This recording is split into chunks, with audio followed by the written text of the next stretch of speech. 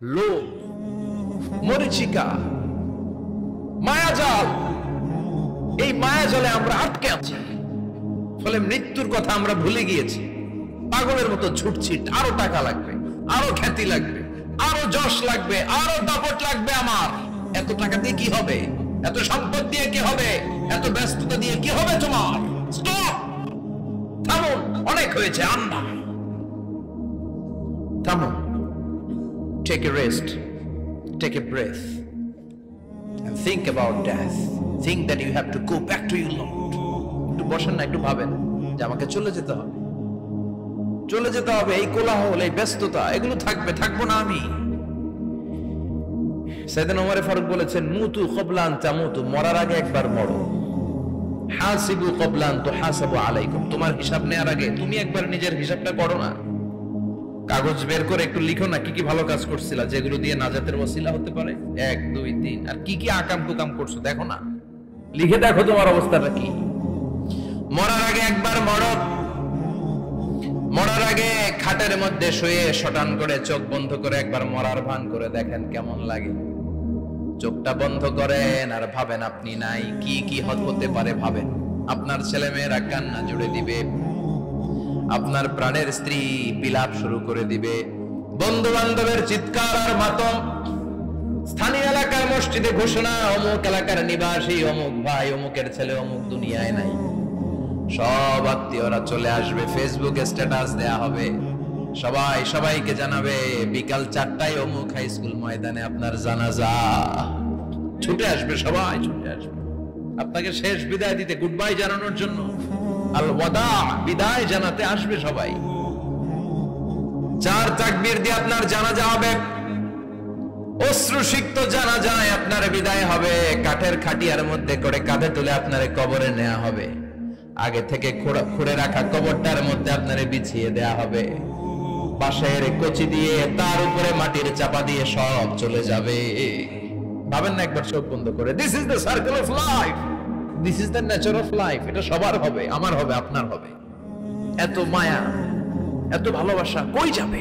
কেউ থাকবে না, সবাই আপনার অন্ধকার কবরে রেখে দিয়ে চলে আসবে। উপরে বাঁশের কঞ্চি, তার উপরে মাটির চাপা, অন্ধকার আর অন্ধকার। এই অন্ধকার যেন শেষ হতে চায় না, শুধুই অন্ধকার, ঠিক কিনা?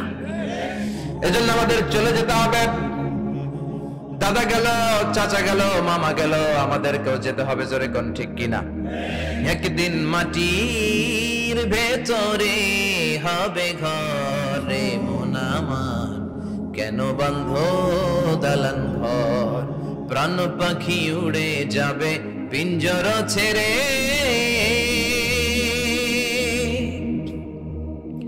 ধরা ধামে সবই রবে, তুমি যাবে চলে।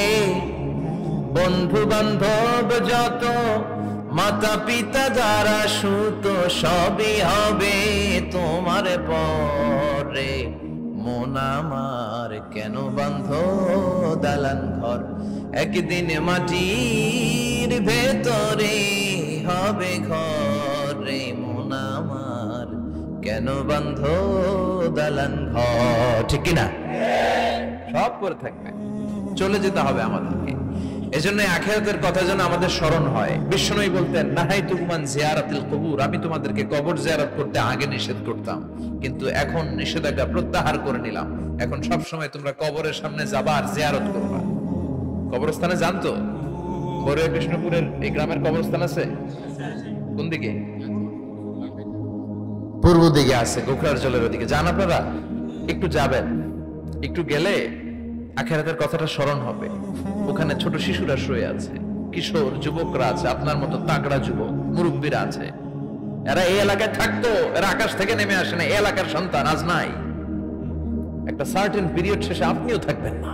This is the nature of life, this is the circle of life. ছোট্ট শিশু হয়ে এসেছিলেন, শৈশব, কৈশোর, যৌবন, প্রৌঢ়ত্ব। আগে ছিলেন সিঙ্গেল, বিয়ে করে হয়ে গেলেন ডবল। এরপরে আল্লাহ আপনাকে একটা মেয়ে দিল, এরপরে মেয়েকে বিয়ে দিয়ে শ্বশুর হলেন, এরপরে ওই মেয়ের ঘরে সন্তান হতে নানা হলেন। আর কতদিন? অনেকদিন হলো তো, অনেক লম্বা সময় পেয়েছেন আপনি। Think about death. এবার যাওয়ার কথা ভাবেন, আখিরাতের সামানের কথা ভাবেন, ফিরে যেতে হবে। কি শক্তিশালী যুবক, বার্ধক্য চলে আসলে লাঠি ছাড়া চলতে পারে না। কুচকুচে কালো দাড়ি সাদা হয়ে যায়, দাড়ির শুভ্রতা, বয়সের ভার, রং ধরা যৌবন জং ধরে শেষ, ঠিক কিনা? This is the circle of life. যুবক ভাই, এটাই জীবন, চলে যেতে হবে, কেউ থাকতে পারবে না, ঠিক কিনা? এটা রিমাইন্ডার আল্লাহ এই সূরার ভিতরে দিয়েছে যে তোমাদেরকে ফিরে যেতে হবে, এই লোভ লালসা ছেড়ে দাও। রব্বুল আলামিন বলেন, আলহাকুমুত তাকাসুর হাত্তা যুরতুমুল মাকাবির। ও গোলাম, দুনিয়ার সম্পদ, লোভ লালসা তোদেরকে পাগল বানিয়ে দিয়েছে। এই লোভ পাগলামি কোনোদিন তোদের থামবে না যতদিন না তোরা কবরে ঢুকবি, ঠিক কিনা? কার কথা?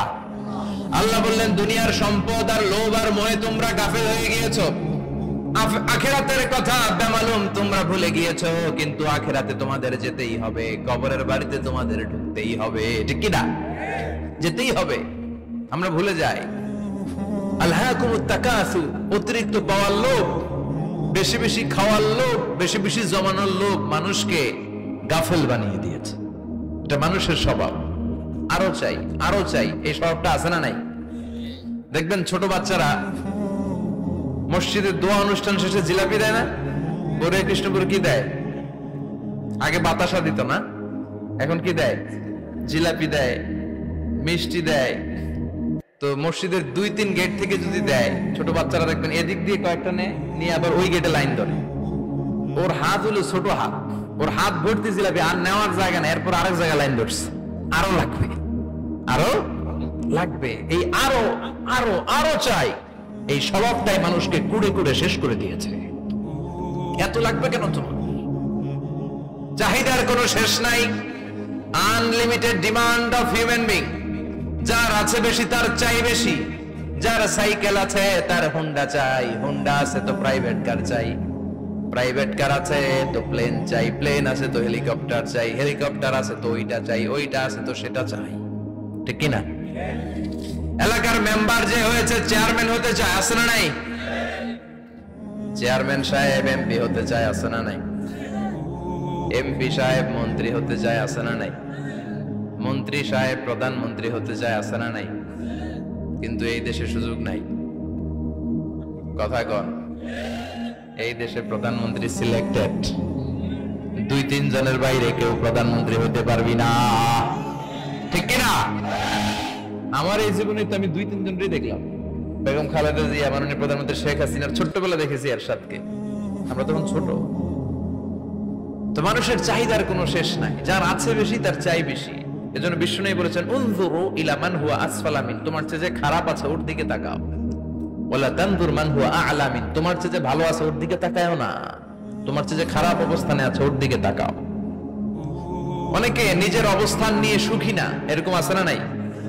আল্লাহ আমার এটা দিল না রে, ওইটা দিল না রে, পাইলাম না রে, কিচ্ছু হয় না, কি করব জীবন, হতাশ। আসলে আছে কিন্তু অনেক, কিন্তু শুকরিয়া নাই, ডাকাত, ঠিক কিনা? নিজের অবস্থান নিয়ে সুখী না, কিন্তু অনেক লোক আছে তারা আপনার অবস্থানে পৌঁছতে চায়। তাদের দিকে তাকিয়ে দেখেন, আপনি যে অবস্থানে আছেন এই অবস্থানে পৌঁছাটা অনেকের কাছে স্বপ্ন। তারা প্রতিনিয়ত সংগ্রাম আর স্ট্রাগল করে যাচ্ছে আপনার অবস্থানে পৌঁছতে, আর আপনি এটা নিয়ে সন্তুষ্ট না। শেখ সাদির নাম শুনেছেন? বালাগাল উলা কাশাফাদ দুজা, এই কবিতাটার রচয়িতা ইরানের বিখ্যাত এক কবি। উনি একবার আর্থিক সমস্যার মধ্যে দিয়ে সময় কাটাচ্ছেন, টাকা নাই, পয়সা নাই, পায়ে দেওয়ার মতো জুতা নাই। উনি খুব দুঃখ পেলেন, হায় রে, আমি ইরানের এত বড় কবি, আমার পায়ে দেওয়ার মতো জুতা নাই। দুঃখ ভরা মন নিয়ে রাস্তায় হাঁটতে বেরোলেন। হাঁটতে হাঁটতে হঠাৎ দেখলেন একটা লোক শুয়ে শুয়ে কাঁদছে, ওই লোকটার 2টা পাই নাই, পাই নাই। উনি সেজদায় পড়ে গেলেন, আল্লাহর কাছে ক্ষমা চাইলেন, আল্লাহ অনেক দিয়েছো, শুকর আলহামদুলিল্লাহ। এজন্য যেই পরিস্থিতিতেই থাকি না কেন আমরা কি পড়বো? জোরে বলেন, কি পড়বো? এজন্য কানাতু মিনাল ইসলাম, অল্পে তুষ্ট থাকার নাম হলো ইসলাম। সম্পদ লাগবে কিন্তু সম্পদের পাহাড় লাগবে না, ঠিক কিনা? অল্প খান, অল্প পড়েন, অল্প জামান, অল্পের ভেতরে বরকত ঢুকাইয়া দিছে কে? দেখবেন যাদের সম্পদ অল্প তারা সুখী বেশি।